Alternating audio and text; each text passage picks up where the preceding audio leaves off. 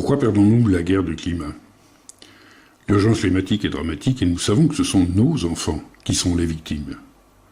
Quand nous prenons notre voiture pour nous rendre au travail, nous savons que nous dégageons des gaz à effet de serre et des microparticules. Mais sans voiture, on fait comment pour aller travailler? On n'a pas le choix. Ou plus exactement, dans notre système fou, nous n'avons pas le choix. Pourtant, on pourrait très bien faire autrement. Quand j'expliquais il y a 20 ans que nous fabriquons des objets fragiles exprès pour pouvoir les refaire, tout le monde me prenait pour un fou. Non mais vous vous rendez compte? Fabriquer fragile exprès pour que ça casse et devoir le refaire. Il faudrait être dingue. Du coup, le dingue c'était moi. Aujourd'hui, tout le monde connaît l'obsolescence programmée, au point que ça n'étonne plus personne, et on fait avec. Et quand j'explique que l'on peut corriger le système qui nous oblige à détruire la planète pour créer l'emploi, c'est encore moi le dingue. Pourtant, nous pourrions travailler beaucoup moins et vivre beaucoup mieux. Techniquement, c'est possible.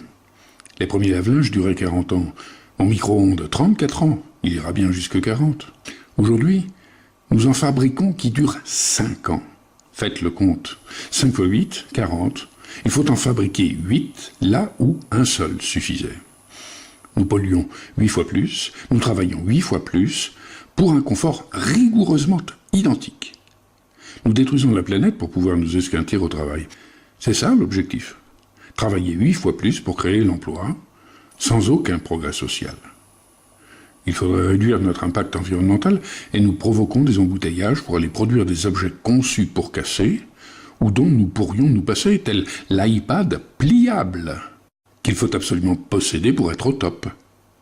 À quand la balance qui vous donne votre poids, bien sûr, mais calcule votre masse pondérale, vous donne l'heure, la météo vous indique que vous avez une portière mal fermée et vous rappelle l'anniversaire de votre arrière-petit-cousin par alliance. Si nous n'avions plus fabriqué tous ces objets qui n'ont rien d'indispensable, il n'y aurait plus d'embouteillage.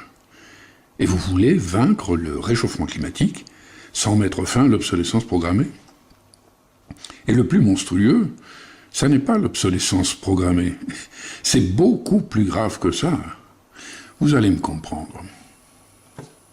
En 2015, Manuel Valls, qui était Premier ministre, a renouvelé l'autorisation pour l'usine de Gardanne de produire de l'alumine alors qu'elle déversait ses bourges toxiques en plein cœur de la réserve marine de Cassis.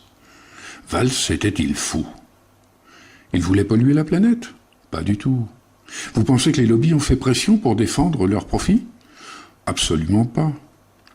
Si les lobbies avaient voulu fermer Gardanne pour une raison ou pour une autre, on les aurait accusés de détruire l'emploi. Les syndicats n'auraient pas pu laisser faire. Dans notre système, il faut défendre l'emploi. On ne peut pas fermer une usine, même polluante, comme Gardanne. 700 emplois dans l'usine, plus les emplois induits, on ferait des milliers de chômeurs. Dans notre système, il faut détruire la planète pour l'emploi, et aussi pour le profit. On accuse les lobbies de polluer pour leur profit, mais dans le système de nos experts, ont-ils le choix? Un puissant investisseur serait stupide de renoncer à une activité lucrative, comme à Gardanne, pour protéger la planète. Un concurrent moins scrupuleux le ferait à sa place. Il ne ferait que lui abandonner ses bénéfices sans protéger la planète pour, au final, mettre la clé sous la porte. L'investisseur, lui non plus, n'a pas le choix. S'il veut rester riche, il doit dégager du profit coûte que coûte, tout comme les syndicats qui doivent coûte que coûte défendre l'emploi contre le chômage. Le vrai coupable, c'est le système économique élaboré par nos experts qui nous oblige tous à détruire la planète. Et vous faites confiance aux experts? Vous espérez qu'ils admettront qu'ils conduisent l'humanité à sa perte et trouveront le moyen de réparer les dégâts? Pour le moment, ils n'ont toujours pas trouvé. Pourtant, la solution existe. Elle est tellement efficace que c'en est incroyable. Un vrai miracle. Mais le plus complexe n'est pas de faire un miracle. Il y a plus impossible que l'impossible. Faire admettre l'évidence à qui ne veut pas s'impliquer, pas même pour ses enfants. Vous vous impliqueriez, vous, pour vos enfants? Il suffit de signer une pétition et de porter l'idée. Mais peut-être êtes-vous déjà impliqué. Vous avez passé votre week-end à sensibiliser des enfants à ramasser le plastique sur une plage ou à remplir des bouteilles de mégots. Vous estimez avoir fait votre part et pouvoir ne pas vous soucier d'économie. L'économie n'est pas pour vous. On laisse ça aux experts. Sauf que les experts ne bougeront pas plus que nos politiques, non plus que les ONG qui vous font ramasser les mégots. Vous croyez qu'il suffira de ramasser des mégots ou de marcher pour le climat ? 8 milliards d'humains pourraient marcher, la planète entière. Sans solution. On fait comment ? Marcher, ça avance à quoi ? Sensibiliser à l'urgence climatique, oui, mais on fait comment ? Nous détruisons la planète parce que nous n'avons pas le choix. Pourtant, la solution existe. Mais si nous ne voulons pas en entendre parler, parce que c'est l'affaire des experts de l'économie qui ne bougeront pas, tant pis pour nos enfants. Admettons que la solution existe. On peut sortir du réchauffement climatique, des pollutions et de la fracture sociale. Une solution radicale, miraculeuse au point qu'elle résoudrait tous les problèmes et offrirait un bel avenir à nos enfants. Une solution tellement géniale qu'elle ne désavantagerait personne, qui ferait l'avantage des riches, des moins riches et des pauvres, et que, ayant tous plus à gagner qu'à perdre, nous désirerons tous qu'elle soit mise en application. Une solution si merveilleuse qu'il ne faudrait rien faire pour qu'elle soit appliquée, juste signer une pétition. Nous signerions la pétition ? Vous signeriez, vous, honnêtement ? Vous seriez d'accord pour tout résoudre, absolument tout, d'un coup de baguette magique ? Vous prendriez le risque ? Remarquez, quel risque ? Nous sommes condamnés par le réchauffement climatique, les pollutions, la fracture sociale et les migrations qui apporteront leur lot de conflits et de guerres civiles. Alors qu'est-ce qu'on risque ?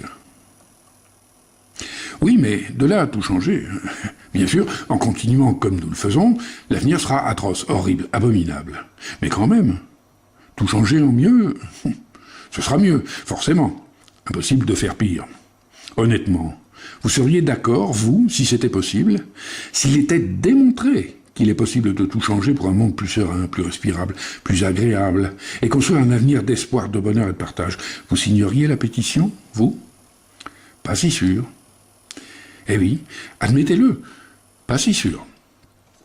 Alors oui, c'est à nos politiques de changer le monde. Mais ils n'ont pas la solution. Ils ne savent pas comment mettre un terme à l'obsolescence programmée ou fermer les usines qui polluent sans créer un chômage de masse monstrueux. Et quand on leur explique la solution, ils comprennent qu'ils ont tout faux et tournent les talons. Pourtant, la solution existe, la dissuasion incitative. C'est expliqué sur notre site. Mais quand c'est trop beau, on n'arrive pas à y croire. Alors, je me contenterai d'expliquer comment la dissuasion incitative réduit drastiquement la fracture sociale, sans même s'en préoccuper, juste en protégeant l'environnement. Quand vous aurez compris ça, vous aurez compris le principe fondamental de la dissuasion incitative, applicable à toute nuisance environnementale. Dissuader pour pouvoir inciter. Si nous voulons sauver la planète, il faut cesser de la détruire. Et ceux qui détruisent le plus la planète, ce ne sont pas les plus démunis. Les 10% les plus riches sont responsables de 50% des pollutions, parce qu'ils ont les moyens de consommer plus. Et puisqu'ils consomment plus, c'est d'abord à eux de faire l'effort de consommer moins. Et puisqu'ils ont les moyens, c'est à eux de payer pour réparer leurs dégâts, ceux dont ils sont coupables. Chacun doit payer selon sa responsabilité. Ce n'est que justice. Les gilets jaunes ne paieront pas à la place des plus riches. Ils n'en ont pas les moyens. La dissuasion incitative dissuade aussi les plus riches de trop consommer pour protéger la planète et leur demande une contribution à hauteur de leurs responsabilités pour soigner la planète. Plus tu es riche, plus tu consommes et plus tu pollues. Avec la dissuasion incitative, plus tu pollues et plus tu paies. Et donc, plus tu es riche, plus tu paies. En sauvant la planète du réchauffement climatique et des pollutions, la dissuasion incitative met fin à la fracture sociale, sans même la combattre. Il n'y a pas d'autre solution. En tout domaine, le nerf de la guerre, c'est l'argent, même dans la guerre contre le réchauffement climatique. Il faut se donner les moyens financiers qui permettront de développer la recherche verte, de subventionner l'économie responsable, de construire des lignes de bus propres et gratuits pour réduire nos émissions de gaz à effet de serre, ou d'investir dans des entreprises respectueuses de l'environnement qui remplaceront celles qui polluent, sans faire de chômage. Nous ne sauverons la planète que, d'une part, si nous cessons de la détruire, et d'autre part, si nous avons les moyens de la soigner. La solution existe. Les taxes actuelles sur les carburants sont le parfait exemple du mécanisme de la dissuasion incitative. Une taxe progressive, payée par le consommateur sur l'achat de produits néfastes. Le gouvernement le décide de façon régalienne. C'est la partie dissuasion de la dissuasion incitative. Si efficace que l'appliquer comme le fait notre gouvernement donne naissance aux gilets jaunes, qui ne peuvent plus acheter de carburant, mais ne peuvent pas s'en passer. Comme nous, ils sont déjà taxés sur le carburant qu'ils achètent, mais ils ne peuvent pas payer plus. Ils font déjà leur part. Le gouvernement répond en gelant la taxe. Le manque à gagner est énorme. Contrairement, la dissuasion incitative incite. Elle avance le coût de la nouvelle taxe, avant de la prélever, à celui qui autrement ne pourrait pas la payer. Il peut ainsi continuer à acheter du carburant, et donc payer les taxes déjà existantes, sauf celles de trop. Ça ne coûte rien à l'État, c'est un prêté pour un rendu. Chacun contribue selon ses moyens. Tant qu'on peut payer, on n'est pas remboursé, mais on sauve la planète. Les taxes non remboursées, payées un peu par les gilets jaunes et d'autant plus que l'on a les moyens de polluer, touchent de moins en moins de personnes, mais augmentent sans cesse et vont intégralement à la préservation de l'environnement. Chacun paie selon ses moyens et son impact environnemental. Les 10% les plus riches, qui émettent 50% des pollutions, paieront pour 50% des pollutions. C'est tellement simple. Pourquoi n'y avons-nous pas pensé plus tôt ? Parce que jusqu'à aujourd'hui, ça n'était pas possible. En quelques années, tout a changé. Parler de la pluie et du beau temps, c'était dire des futilités, c'était ne rien dire. Aujourd'hui, rien n'est plus grave que de parler de la pluie et du beau temps. Nous sommes sous la menace climatique de la fin de l'humanité. La situation est tragique.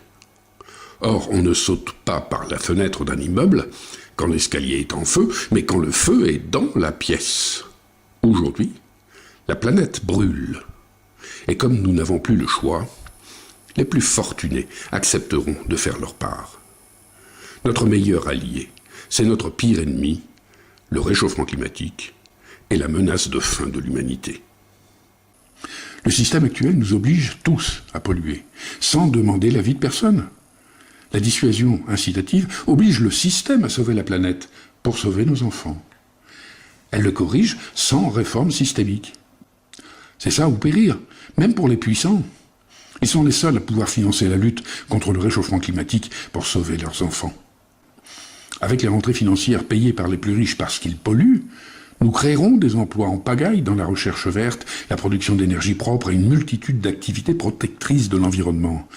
La croissance sera synonyme de progrès social et environnemental. La démonstration est claire, et vous la comprenez. C'est de l'économie, mais tellement basique que l'erreur est plus qu'improbable. Nos élus ne porteront pas l'idée. Alors c'est à nous, citoyens, de le faire, car si nous n'agissons pas, l'humanité courra sa perte. Ne pas se soucier d'économie, c'est accepter de perdre la guerre du climat et de la fracture sociale. Mais quand même, changer le monde, sauver nos enfants du réchauffement climatique, oui, d'accord, aucun risque. Effectivement, le seul risque, c'est de ne rien faire. Il suffit de porter l'idée pour s'assurer qu'elle est géniale, merveilleuse, fabuleuse. Il suffit de signer une pétition sur le site de la dissuasion incitative. Oui, mais quand même, signer une pétition, sans compter que c'est encore plus merveilleux que ça. En appliquant la dissuasion incitative sur l'électroménager, un objet fragile subira des taxes progressives, car il nuit à la planète. Ce sera la fin de l'obsolescence programmée, sans chômage, grâce aux taxes payées par chacun, entre autres sur les carburants, à la mesure de son impact écologique. Les emplois néfastes seront remplacés et tout nouvel emploi sera protecteur de l'environnement. Notre chance, c'est la menace de la fin de l'humanité. Aujourd'hui, nous savons que le réchauffement climatique progresse à une allure vertigineuse. Il ne sera pas de 3 ou 4 degrés en fin de siècle comme prévu, mais de 7 à 8 degrés. Riches et puissants savent qu'ils périront aussi si nous ne faisons pas absolument tout ce qui est possible. Ils savent que pour sortir du réchauffement climatique, tout le monde doit faire sa part, surtout eux qui polluent le plus, et peuvent payer. Avec la dissuasion incitative, le système nous obligera tous à protéger la planète. Nous le ferons d'autant plus volontiers, même les plus riches, que nous le ferons tous, et que ce n'est que comme ça que nous pourrons réussir. Les petits gestes ne suffiront pas. Pas plus que les marches contre la déforestation ou pour le climat. Stop au nucléaire, aux énergies fossiles. Mais on fait comment pour aller bosser? Avec la dissuasion incitative, on supprime l'obsolescence programmée et on met fin aux embouteillages. Le gain énergétique sera énorme. De plus, on finance la recherche pour les énergies vertes. La seule solution est économique. Ramasser les mégots sans corriger le système, c'est vider la baignoire à la petite cuillère en refusant de fermer les robinets grands ouverts qui la remplissent. C'est évident, mais les ONG refusent de se remettre en question. Depuis que je les contacte, elles restent sourdes. Je ne dis pas qu'il ne faut pas se conduire de façon responsable. J'ai construit moi-même ma maison en paille et j'y ai gagné immédiatement sur tous les plans. Par contre, j'aime la viande. Alors je limite ma consommation, mais à quoi bon m'en priver totalement si les autres ne font pas eux aussi l'effort? De plus, moins consommer de viande met l'éleveur en péril. Alors je préfère m'investir pour qu'avec la dissuasion incitative, la viande soit taxée pour son impact négatif. Plus elle sera chère et moins j'en mangerai, mais les autres aussi. C'est infiniment plus efficace. Et avec la dissuasion incitative, il n'y aura pas de conséquences négatives pour l'éleveur. C'est comme ça qu'on gagne. Si tout le monde le fait, on le sait, ça va marcher. Et comme ça va marcher, on a tous envie de le faire, et tout le monde le fait. C'est le principe de la dissuasion incitative. C'est la seule solution. Remplir des bouteilles de mégots, c'est bien. Planter un arbre, c'est bien. Mais quand la forêt amazonienne brûle, c'est s'essuyer sous la douche. Appliquer la dissuasion incitative en France uniquement agirait déjà contre la déforestation amazonienne, dont la cause est économique. La dissuasion incitative est d'une efficacité redoutable. Elle invente un nouveau modèle de société totalement humaniste, sans devoir en échafauder les mécanismes, car elle recycle notre système périmé. Elle en garde les rouages, dont elle inverse le sens. La dissuasion incitative n'est pas une théorie qu'il faut démontrer, c'est une simple mesure qui met en œuvre des dispositifs avérés performants, connus de tous. Elle n'invente rien. Elle est basique, ce qui réduit à minima le risque d'erreur. Elle ne fait de tort à personne. Nous aurons tous plus à gagner qu'à perdre. La dissuasion incitative n'implique qu'un seul pays, mais impacte le système international. La méthode consiste à ne mettre en œuvre la dissuasion incitative qu'en France, et seulement sur le glyphosate pour en démontrer l'hyperefficacité et constater qu'elle se répand d'elle-même à la concurrence étrangère. Il sera alors possible de l'appliquer à toute nuisance environnementale et de sauver la planète.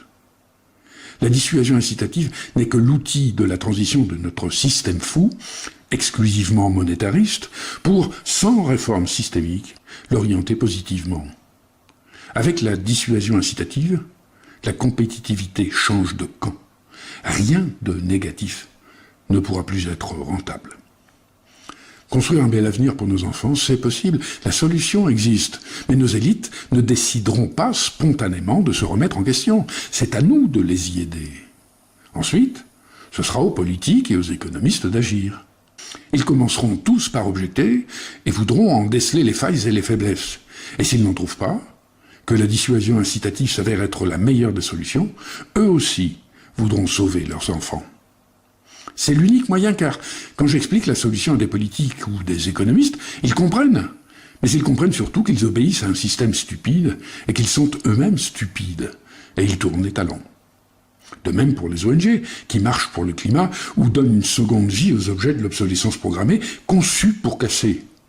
Elles veulent ignorer qu'il vaudrait mieux fabriquer solide, pour ne pas se remettre en question. Ce serait se désavouer. Le problème est qu'elle détourne des forces vives du combat efficace pour les mobiliser à des combats infructueux. Notre site dédié à la dissuasion incitative explique son fonctionnement, mais il n'est pas nécessaire de tout comprendre, hormis que notre système fou nous condamne et que la dissuasion incitative résout tous les problèmes cruciaux en corrigeant les incohérences constitutives du système. Mais dire qu'elle résout tout agace. C'est pourtant vrai. Faut-il refuser le remède parce qu'il résout tout? Est-il raisonnable de chercher la faille à l'infini pour ne pas appliquer ce qui est démontré? Une fois l'idée connue, tout sera étudié au cas par cas. Les experts s'en donneront à cœur joie, mais à leurs dépens, et prouveront ainsi que la dissuasion incitative résout tout. Si un médicament guérit toutes vos maladies, cancer, pneumonie, douleur d'estomac, diabète, vos problèmes cardiaques, vous refuserez de le prendre parce qu'il ne soigne pas votre calvitie? Même si la dissuasion incitative ne résolvait qu'une chose et soit la seule à le faire, ça ne vous suffirait pas. On comprend que la dissuasion incitative résout la fracture sociale et le réchauffement climatique d'un coup, d'un seul, par son application sur les carburants. Ça ne suffit pas. En faisant payer les 10% les plus riches qui émettent 50% des pollutions, la dissuasion incitative est la seule à donner les moyens financiers de lutter contre le réchauffement climatique et, simultanément, de réduire la fracture sociale. Lutter contre le réchauffement climatique permet de réduire la fracture sociale. C'est fabuleux, non ? C'est notre système qui nous oblige à détruire la planète. Or, si nous perdons contre le réchauffement climatique, c'est que nous n'avons pas d'autre solution.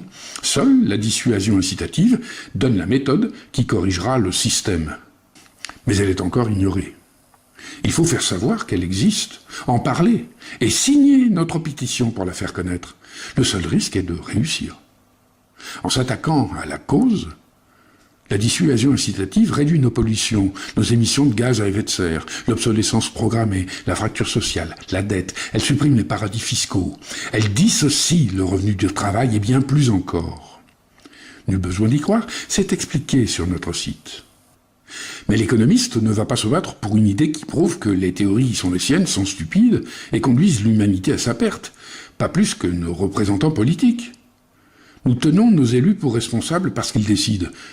Mais ils ne décident de rien d'autre que de ce que les économistes leur proposent comme solution. De même, l'expert de l'économie n'est pas responsable, ça n'est pas sa faute s'il est criminel, ça n'est pas lui qui décide. Raymond Barre, reconnu pour être un excellent économiste, affirmait préférer faire une chose dont on sait qu'elle ne marche pas plutôt que de risquer quelque chose de nouveau. Nos économistes appliquent des règles dogmatiques aberrantes, basées exclusivement sur des mécanismes financiers froids et insensibles, tels des singes savants. Ils ne tiennent aucun compte des valeurs humanistes de partage, de compassion et d'équité. Ils ne considèrent que profit, rentabilité, part de marché, concurrence et loi du plus fort. Dans un tel système, pas le choix. Il faut détruire la planète pour l'emploi et le profit. Le seul bon choix, c'est de corriger le système qui nous condamne et d'en faire un système qui nous sauve. C'est à nous d'en décider. Seule la dissuasion incitative peut y parvenir. C'est possible. Il suffirait de décider que nous allons sauver nos enfants de la fin de l'humanité pour sauver nos enfants de la fin de l'humanité. Il suffit de signer la pétition. Politiques et économistes devront faire le reste. Mais il y a un énorme problème. Nous hésitons à le décider. C'est ça le problème. Alors oui, bien sûr, nous, les humains, nous sommes, vous comme moi, les plus intelligents des animaux. Nous sommes même l'animal le plus doué d'un point de vue affectif. Là où les mâles des autres espèces s'affrontent pour avoir le droit de copuler, nous éprouvons de l'amour, nous avons la notion de bien et de mal, et nous éprouvons de la compassion. Pourtant, entre laisser mourir nos enfants des atrocités promises par le réchauffement climatique ou leur construire un bel avenir juste en signant une pétition, nous pourrions choisir de ne rien faire et de les laisser mourir dans les inondations, les sécheresses, les incendies, les famines et les guerres que provoquera le réchauffement climatique. Le système nous oblige à détruire la planète. Refuserons-nous de signer une pétition pour faire savoir qu'il est possible de corriger le système et donc de sauver nos enfants? Nous l'avons compris. Économistes et politiques ne bougeront pas, pas plus que les ONG. C'est donc à nous d'agir. Où est le risque? Vous ne faites pas de politique? Ça tombe bien. La dissuasion incitative, c'est de l'économie. Mais quoi qu'il en soit, signer ou ne pas signer la pétition, c'est un acte politique. Ne pas signer et laisser faire les autres, ou ne pas signer pour s'opposer, c'est du pareil au même. C'est ne pas signer. Signer, ça n'est pas donner son accord, c'est permettre à l'idée de se faire connaître. Même quand l'idée sera connue, elle ne sera pas obligatoirement adoptée. Il y aura des partisans et des opposants qui confronteront leur point de vue. Nous en discuterons, même avec les experts de l'économie, qui feront tout pour la mettre à défaut. Contrairement, refuser de signer, c'est refuser de donner sa chance à l'idée.